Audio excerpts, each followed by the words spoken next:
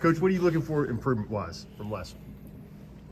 Well, there's a lot. I mean, we still not where we need to be defensively with our ball screen coverage. We were stepped behind too many times, and still have to do a better job guarding the ball. Our help defense, and some of that changes game to game based on personnel, but we still, as a group, I don't think we understand that the way we need to totally. And then offensively, we were better. Shot the ball well, obviously, but in terms of the execution, mainly spacing and understanding how to play without the ball, we've got a long way to go, and we've got to get that part of it. What do you need to see from Amari Abram this week? Consistency. We all believe in Mo. We know that he's working hard. He's trying to get it right. It's all new to him, obviously, but he has shown us enough to know that he can help us win games. But it just gets back to consistency, and if he'll keep working like he is, it'll come around for him. Is Ethan caught up, or is he still catching up? No, I don't. He's catching up. I mean, we're all impressed with what he's been able to do in such a short time. I mean, we would love to play the what-if game with he and both Clarence. I think before the season's out, Clarence is going to be a factor with us too, a real factor. We would have had them both all summer, but we didn't. And but I do think Ethan, from the time that he's come in, has really made some great strides, and he's still learning not just what we're doing, but as a whole new game. I was talking to Coach Gainey last night about Jordan being over in Croatia, and he just said the big difference over there and playing here is the physicality of it. And so Ethan's not afraid of the physicality, but he gets himself in trouble sometimes trying to play that style of basketball. And so he's learning not just what we're doing, but he's learning a whole new game, basically. What's it say about him that learning the whole new game? You guys trust him at the point guard minutes, and he's been able to run your all's offense pretty well.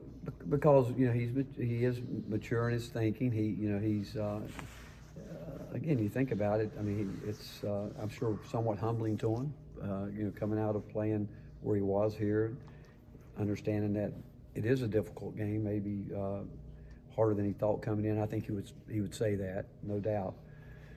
But we trust him because we know where his heart is. We know what he wants to do. And he's, from the first time I met with him, he said, "You just tell me what I need to do to help the team, and I'm going to do that.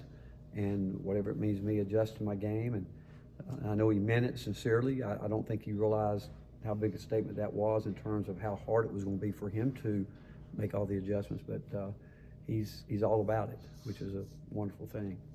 When you're determining which post players you're going to play together in the post, do you kind of break them up into a 4 and a 5, or they just kind of post player to post player?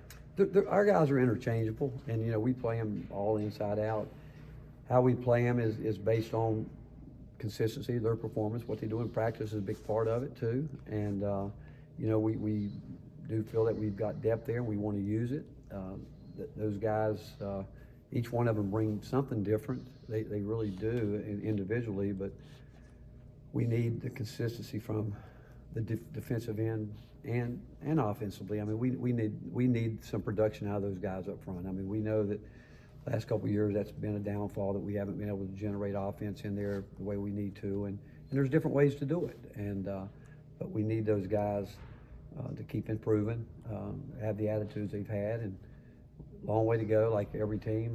We're still trying to figure out as coaches how to coach these guys too, because each and every day we see some of this, some of that, and how we can keep it together, put it together with everything that we're trying to see with all of our guys.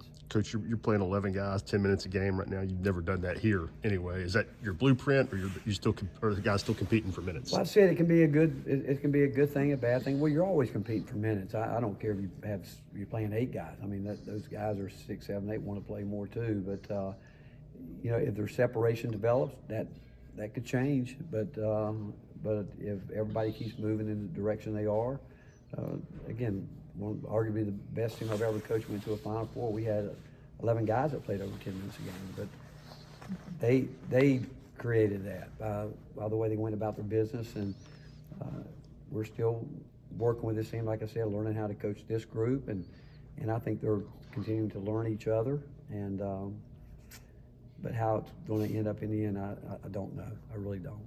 What is it about Clarence that makes you say he'll be a factor at some point this year? Just talking to him about it, I just came out of the gym with him just before I came to see you guys. I asked him what's on his mind. He said, "Well, Coach, I'm learning a lot." He said, "You know, it's and he does have a tough schedule academically where he's not able to get in here as early as he'd like to. He obviously spends time on his own at night, but it's just his attitude about, hey, I'm learning. This is, you know, it's neat, it's fun. I know the mistakes I'm making. I've got to slow down." And if you just talk to him, you can just see his maturity and the fact that he's wanting to get it, and he knows it's a process that he's going through, and he's willing to work through that process. Tennessee's played 243 games as a ranked team in your tenure as head coach. Were you aware of that, and what does that mean to you to have a long streak like that as a head coach? Oh, I didn't hear the first part. We did what? Y'all played 243 games as a ranked team in your tenure as head coach.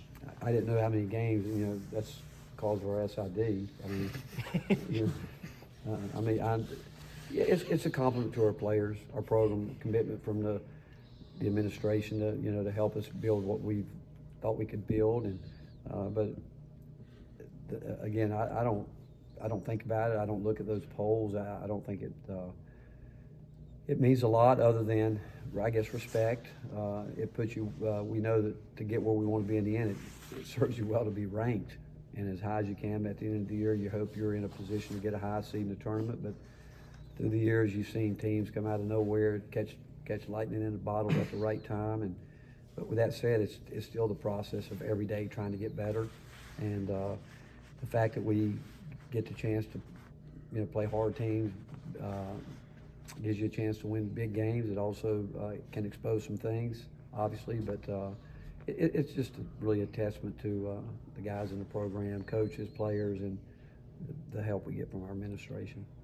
What stands out? You got it. I was going to ask, how often do you see innate confidence get build up throughout this process so far? I think each and every day he goes out, he's learning a little bit something every day. I think even in practice, playing against guys that really know his game now, that can continue to push him. I think practice is still a big part of his learning experience. Games, he is, he would be the first to tell you after the Duke scrimmage he wasn't happy with himself in the way that his mindset was. Thought he adjusted it extremely well for a freshman the next time out, and the other night starting to understand how to attack space and not go too far, not looking to get himself in trouble, trying to be more efficient with the dribble, getting into his spots, getting the ball up, and doing the things that we've talked about. And he's going to see different defenses all year. He's going to be a part that people game plan for. But again, he's a guy that his versatility. He can impact the game in a lot of different ways, and he's already shown that. And he's going to continue to get better defensively. He'll have to, just like all of our guys. I mean, as a group, we've got a long way to go there, but it's going to be fun to watch him continue to grow. What stands out about North Florida? Well, obviously, I knew Matt Driscoll for years on years. Met way back at our time at Clemson, and Matt did a great job there. And then we allowed his assistant coach, which I think is great for the university there, to just they liked what the program was about. And we know they shoot as many threes as anybody in the country, and when you play a team that can do that and are willing to shoot them all night long, they're never out of the game. They're going to continue to play their style. They mostly man, but we'll play a little bit of their 2-3 zone.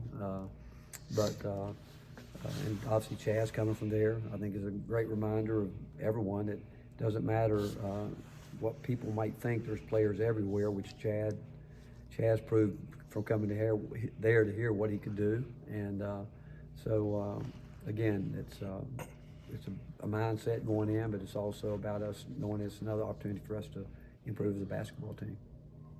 Know who Chad is rooting for? Well, I know who paid him. Does that have anything to do with it?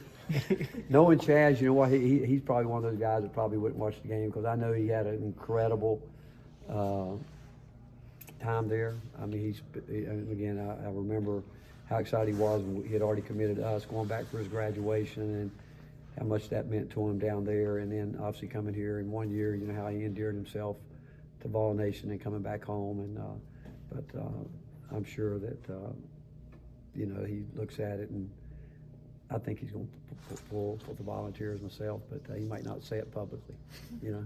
Thanks, Coach. All right. Thanks for